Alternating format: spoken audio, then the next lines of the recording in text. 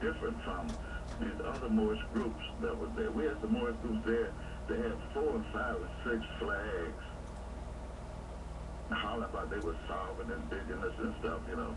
And of course, they listened to it, but they wouldn't allow them in the UN building though. They could go across the street to the UN Plaza. That's as far as they could get. Okay? That's why they were groups. The UN is called that, just what it means, is United Nations. They're not a nation, they're not recognized as a nation, therefore they got no business in the United Nations building. Okay? And he made it to feel like it. Okay? So, with this in mind, you can have little numbers and things that they give you because you've shown attendance. I was at the UN, here's my number. Oh, really good. You got a dozen people that can show you that right now, right north. Okay? Not to mention other groups. Green Tree and others, they can show you numbers being to the UN. Even at Geneva, even telephone numbers, they can show it all to you, okay? But it don't mean a thing when it comes to your freedom. This is our subject matter for tonight, is your freedom. Okay? And what you must do in order to get it bona fide, justified the jurisdiction of freedom. Oh, by the way, speaking of jurisdiction, Moors, we got a lot of Moors that abusing the national ID cards under the Moorish government. But let me tell you something. That may go on for a minute. It ain't going to last long. Okay? The thing about it is that when it comes down to jurisdiction, there is no jurisdiction in the courts of one nation for the sovereignty of another. It don't work that way. Okay? So, you can take the Japanese all day long and put them in Germany, and they ain't got no place. The courts of Germany is decisive for German law. Japanese law does not apply in Germany. Okay? So what I'm saying is, because German people have jurisdiction, they don't have jurisdiction over their people. Like so, if you want to have jurisdiction, there's no such thing as individual jurisdiction. I'm sovereign. No, you're not sovereign.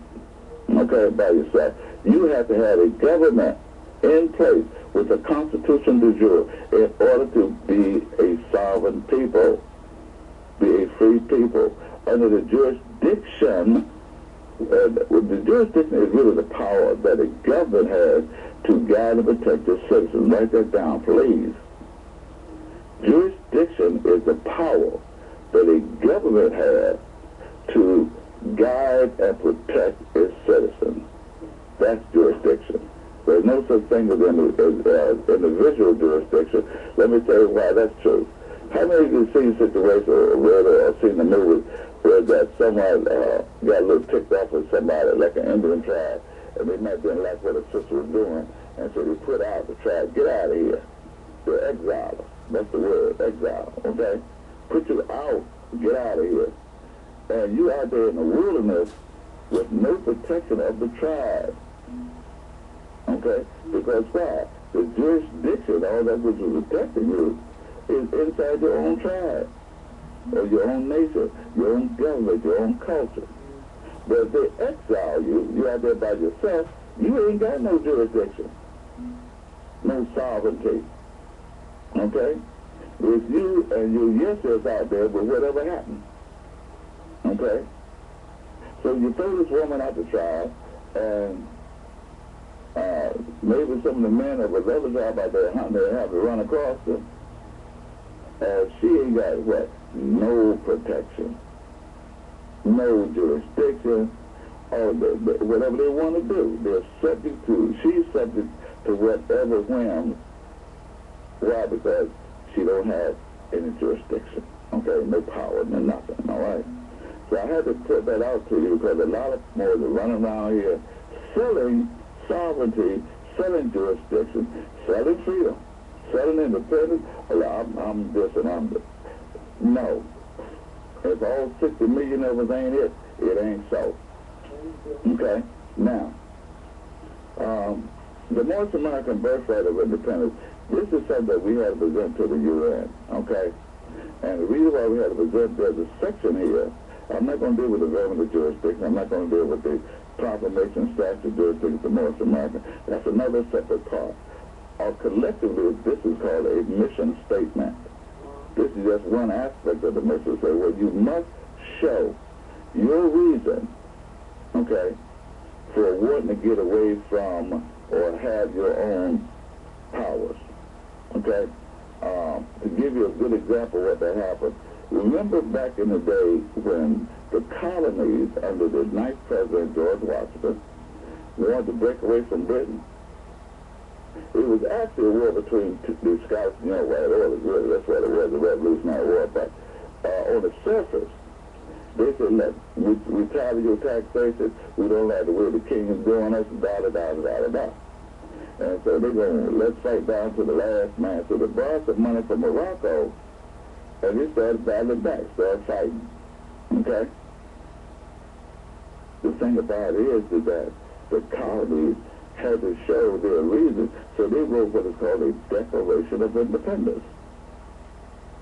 In the Declaration of Independence, they went up to start a long list of things of oppression and taxation and without revenue, all kinds of things, as a reason why it was best suited for them to get away from that form of government and form amongst themselves a new government that would be conducive to their needs and prosperity.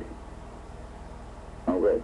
This is also within the confines, in fact, the very foundation of the UN Charter that's applicable to all nations. Okay? You have that right, not only to a nationality, but you've got a birthright to freedom. Okay? This is what we're doing. If you wonder why come Moors, they come here half-stepping and things, because they're used to being losers.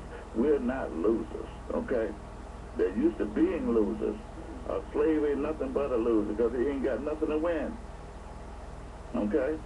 Even if he think he won something, where he going? Well, he ain't going no farther than the plantation with it. Our people ask, what, $100 billion a year annually, and ain't got jack to show for it. Not now, never mind. That's another subject matter. Anyway, we had to show the reasons why we had to back away from the United States and gain our own independence, okay? Because you must remember, more, when slavery was abolished in 1865, that freed us as a nation of people to gain our own independence and go our separate ways. Slavery was over. It was declared, it was abolished. That means gone, okay? That was 1865, but as you well know, we was hitting the head so hard, we didn't know what the heck freedom was. We didn't know what a nation was. What was our free nationality we had? We didn't have a clue, okay? So 3 years later, 1868, they wrote the 14th Amendment, which was nothing but bringing back slavery under another name. Now all persons, which is properly born, they are now subject to the jurisdiction. What jurisdiction? Slaves ain't got no jurisdiction. What jurisdiction you talking about? The United States jurisdiction. Persons born. And person in the 14th Amendment is another word for property. Okay? So all property is now born and subject to the jurisdiction of the United States, or we gonna call y'all citizens, but you're really Negroes. Okay? That's the 14th Amendment. So there was another form of slavery. And it's been going on now, what, 145 years? Okay? Too long. North American birthright of independence, okay? And it reads like this. Wait a minute. I'm going to call on Daisy in a minute, too. Where's Inshallah at? Are you there? Star 6.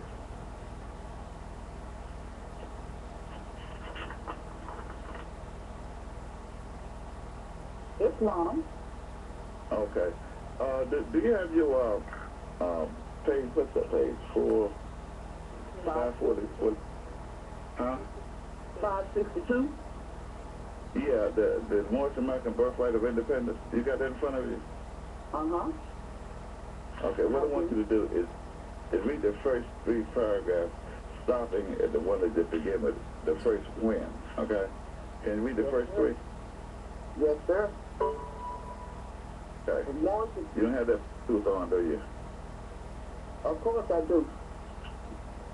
That's why we bouncing in and out. All right, well, why don't I correct that, and then I'll read the first 3 paragraphs. Oh, okay.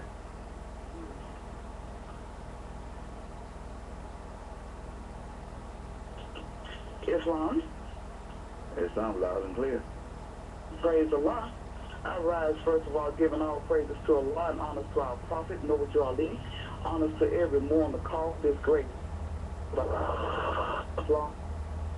The birth of the United States and It's not working. Something's not working. It says, can you hear me? Okay. Might have lost it altogether. Anyway, should be back in a minute. But meanwhile, it goes on to say, the United States and her embassy bear witness that no nation will be free to live out its creed, personify the grand principles, and attain unlimited capacity of development while under the yoke, laws, and tyranny of another government. Okay? Neither has the Moorish America been free to be themselves in 140 years, 1865. Since the emancipation from the Negro chattel slavery, while under the assumable jurisdiction of the 14th and 15th Amendments of granted privileges, separated from the right to all free national citizens, and in the body of her Constitution. And so I let you back.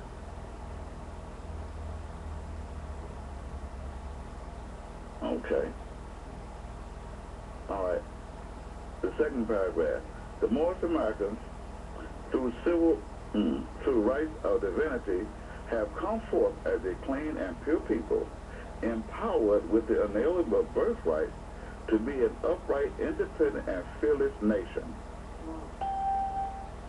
The Declaration of Human Rights, they have the human rights to be known by one true, free national name, number, and divine constitution de jure, officials of government with attaches and ambassadors, principals, our flag, and holy book. We have the inherent right in land, air, and waterways originally civilized, inhabited, and cultivated by ancient forefathers to ensure the sanctity of our men, children, and their prosperity. Okay? Now that may seem a little bit overpowering, but more, this is what it takes for you to come from slavery to a free person. No one is going to give you freedom. The United States, in all of its laws, and there's a bunch of snakes in there too, but it doesn't matter. From its Supreme Court down to its judicial system, they don't have the capacity to free you. No one has got the power to free you. Okay, that's something you yourself must do for yourself. It's a natural, inherent policy amongst all living creatures. Okay? You must be able to free yourself. That's the only way that you're going to respect yourself and the freedom that you have acquired. Okay? If someone gives you freedom, you would disrespect that freedom because you think someone else is going to give it to you if you abuse it. But if you earn that freedom, then you will protect that freedom. Okay? And that's what it is. That's an inalienable right, the power that you have to do under your Declaration of Human Rights. Okay? When I say the Declaration of Human Rights, more, listen, please. We are not doing anything illegal. Okay? I can tell you about illegal, though. When Moors are taking our flags, similar, and run out there and run in them banks and speeding up and down the highways and violating the laws of the United States before they can even get some power of jurisdiction over their own self. In other words, we should sit on the street before they can get their own testicles out the sand, they up there raising sand at the man. Okay? It don't work like that, all right? So what... That is to say more that you have to free yourself, okay? You have laws within the United Nations. You've got laws throughout the world, okay? that authorize and give you the authorized, authentic power to free yourself. No one can free you. I know you're tired of hearing me say it more, but nobody can free you but you. Okay, the United States don't have the power to free you. It just don't. Okay, it's not there. I don't care how much you run out them courts thinking you won something. How can you win something in the United States courts and your people ain't free? What have you truly won? Okay? When they can lock up your children, okay, the age of 12 and 13 and 14 and give them adult sentences, sentence them to 30, 40, 50 years in some penitentiary. Why? Because they ain't got no sovereign power, no parents, no government to say, hey, United States, you can't do that to my children. Okay? Who's there to protect them? Nobody, all right? Then it goes on to say that to secure the rights, there are governments instituted amongst men, derive their just powers from the consent of the governed, that whenever any form of government, and listen to this part more, that whenever any form of government becomes destructive to these ends, it then becomes the just right of the people to abandon it and to institute new government, laying its foundation on the omnipotent principle of love to peace, freedom, and justice, and organizing its powers in such a form as to them shall seem most likely to affect their safety and happiness. While man's evil to men are made sufferable, evil is not requisite to man. Wow. So in other words, more, you have a right to free yourself, to gain your own independence for the sovereignty of your children. You have a right to get rid of those destructive governments and those things that's being done to you to keep you enslaved and to keep you as property. Okay? This is in the UN Charter. It's throughout the Declaration of Human Rights of Indigenous People. That's also on the website, both of them. That 70th publication. There's a lot of things on that website, more, including the true history of Christmas. Since we're so close to that, I had to mention that. And I know, here I go again. I just read something on an email recently. Someone was talking about a Moorish Christmas and blamed it on Drew Ali. Let me tell you something. Drew Ali would never put his people into a Christmas situation. Okay? Whoever told that lie on the prophet, they're going to suffer anyway. Okay? Because the prophet clearly said, on one hand, that's the reason why he would not even mention about his mother and father, because they did not want people to make a martyr out of them the way they did Joseph and Mary because of Jesus. Okay? So that lets you know about that. That Christmas thing was out the window. Not only that, but he said to give the church and Christianity back to the Europeans because it was created by their forefathers for their earthly salvation. So why in the world would Noble Raleigh have a Moorish Christmas when he said to give Christmas back to the Europeans? Okay? So whoever put that lie on the prophet, I wish they'd stop it. Okay? Noble Raleigh never had a Christmas. Make his birthday your Moorish Christmas. That's a Masonic thing. I'm telling you where it came from, okay? All right, but it don't even sound right. Why we got to be the only monsters on earth that have a Christmas? Can't you see what's happening? Oh, man, here we go. Anyway, you got to show why it is that you is going to break away from this tyranny and from the destructive powers and destructive government, okay? So along that line, it goes, and the first one is, and when a long train of abuses and usurpations pursuing invariably the same evidence projected by the National Criminal Justice Commission to disproportionately incarcerate 63% of the Moorish men between the ages of 18 and 36 by the year 2020.